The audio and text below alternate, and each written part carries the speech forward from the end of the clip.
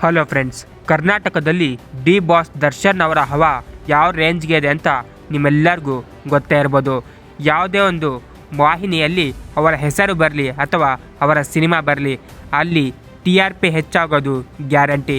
ಇದೇ ಕಾರಣಕ್ಕೆ ಇವರನ್ನು ಟಿ ಆರ್ ಪಿ ಕಿಂಗ್ ಅಂತಲೇ ಕರಿತಾ ಇದ್ರು. ಜಿ ಕನ್ನಡದ ವೀಕೆಂಡ್ ವಿತ್ ರಮೇಶ್ಗೆ ಡಿ ಬಾಸ್ ಹೋಗುತ್ತಿದ್ದಂತೆ ಅಲ್ಲಿಯ ಟಿ ಆರ್ ಪಿ ಹೆಚ್ಚಾಗಿ ಬಿಟ್ಟಿತ್ತು. ಅದನ್ನು ಖುದ್ದು ಜಿ ಕನ್ನಡದವರೇ ಹೇಳಿಕೊಂಡಿದ್ರು. ಇತ್ತೀಚೆಗೆ ನೀವೆಲ್ಲರೂ ನೋಡ್ತಾ ಇರ್ಬೋದು, ಹಲವು ತಿಂಗಳಿನಿಂದ ಎಲ್ಲ ಕನ್ನಡದ ಮಾಧ್ಯಮಗಳು ಡಿ ಬಾಸ್ ಬಗ್ಗೆನೇ ಸುದ್ದಿಗಳನ್ನು ಹಾಕ್ತಾ ಇದ್ದಾರೆ. ಇದಕ್ಕೆ ಮುಖ್ಯ ಕಾರಣ ಏನಪ್ಪ ಅಂದರೆ ಟಿ ಆರ್ ಪಿ.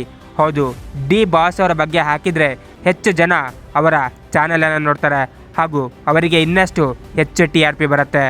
ಇಲ್ಲಿ ಒಂದು ಶಾಕಿಂಗ್ ಸುದ್ದಿ ಕೇಳಿ ಬರ್ತಾ ಇದೆ.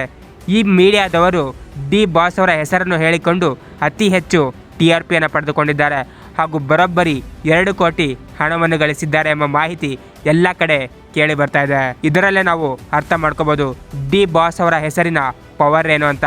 ಅವರ ಹೆಸರು ಎತ್ತಿದರೆ ಸಾಕು, ಅಷ್ಟೊಂದು ಜನ ಅವರ ಚಾನಲನ್ನು ನೋಡ್ತಾರೆ ಹಾಗೂ ಅವರ ಚಾನಲ್ ಬೆಳೆಯಲು ಕೂಡ ಡಿ ಬಾಸ್ ಅವರೇ ಕಾರಣ ಅಂತ ಹೇಳ್ಬೋದು.